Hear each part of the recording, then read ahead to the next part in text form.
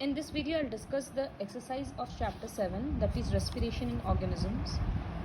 So the first question in fill in the blanks is lactic acid is produced during dash respiration.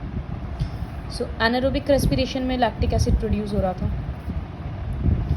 Insects have organs called dash for respiration. Insects के पास organs है trachea. Taking in air rich in oxygen is called inhalation.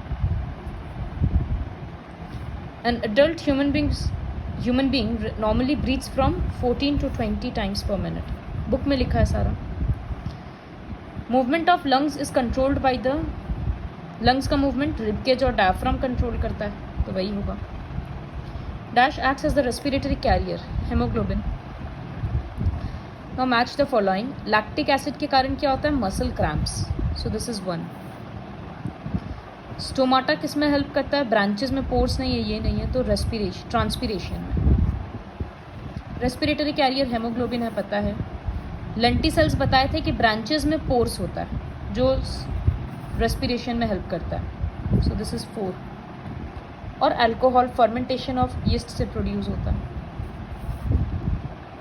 Now respiration helps in obtaining energy, energy मिलता है. Stomata का क्या role है? पानी absorb करना नहीं है, मिनरल्स नहीं है, मूवमेंट ऑफ फूड नहीं है, तो एक्सचेंज ऑफ गैसेस. ये जो प्रोसेस है glucose plus oxygen, carbon dioxide, water and energy, ये किसका है? फोटोसिंथेसिस नहीं है, ट्रांसपीरेशन नहीं है, फर्मेंटेशन नहीं है, क्योंकि अल्कोहल प्रोड्यूस होता है इसमें, तो aerobic respiration. To survive plant roots need oxygen. Earthworm and leeches respire through their skin.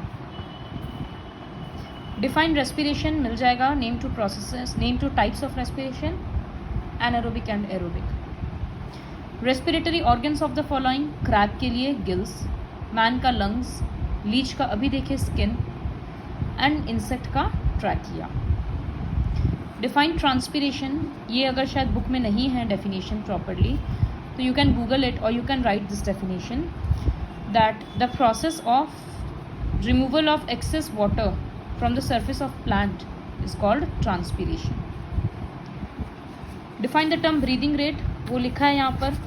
Number of times a person breathes per minute is called breathing rate.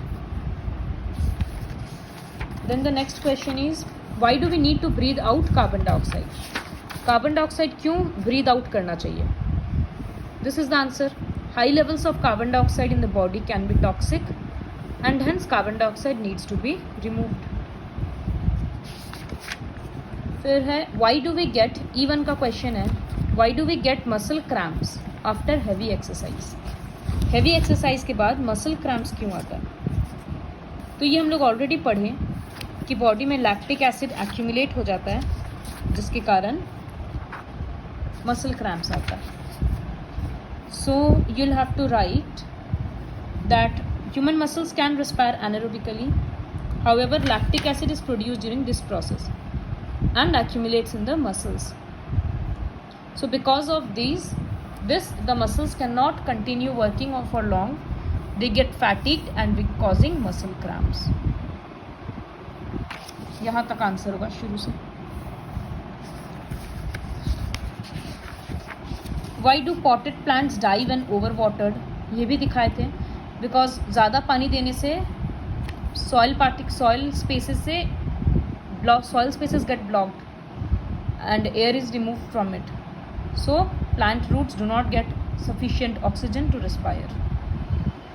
Where are stomata found in the plant? They are found on the surface of leaves. Function क्या है? It helps in exchange of gases during photosynthesis and respiration. Second, it helps in removal of water through transpiration. Fourth is, how is oxygen transported from lungs to other parts of the body? Lungs से oxygen दूसरे parts में कैसे जाता है? So वो last video में देखे थे कि ब्लड जब पास करता है तो लंग से ऑक्सीजन पिकअप कर लेता है with the help of a pigment called hemoglobin. Then you can skip this line. ये नहीं लिखना होगा कि blood is red due to hemoglobin in it. Then you'll write hemoglobin transports oxygen to different parts of the body. यहाँ से यहाँ तक. The next question is draw neat well लेवल डायग्राम ऑफ ह्यूमन रेस्पिरेटरी, वो हो जाएगा. Activity to show exhaled air contains carbon dioxide, ये activity 3 है. लाइम वाटर वाला एक्टिविटी लिखना है इसमें. 7th question is describe the changes that take place around the rib cage, diaphragm and chest cavity during inspiration. State the effect of these changes. तो during inspiration first का answer होगा around rib cage. क्या होता है? Muscles around the rib cage contract. Diaphragm में क्या change होता है? The diaphragm lowers itself. See rib cage में है muscles around it contracts and rib cage is lifted upwards. Diaphragm का चेंज होगा, diaphragm gets lowered until it becomes nearly flat. और chest cavity में क्या चेंजेस होगा? Chest cavity expands. फिर question का 4th पार्ट है कि what are the changes due to this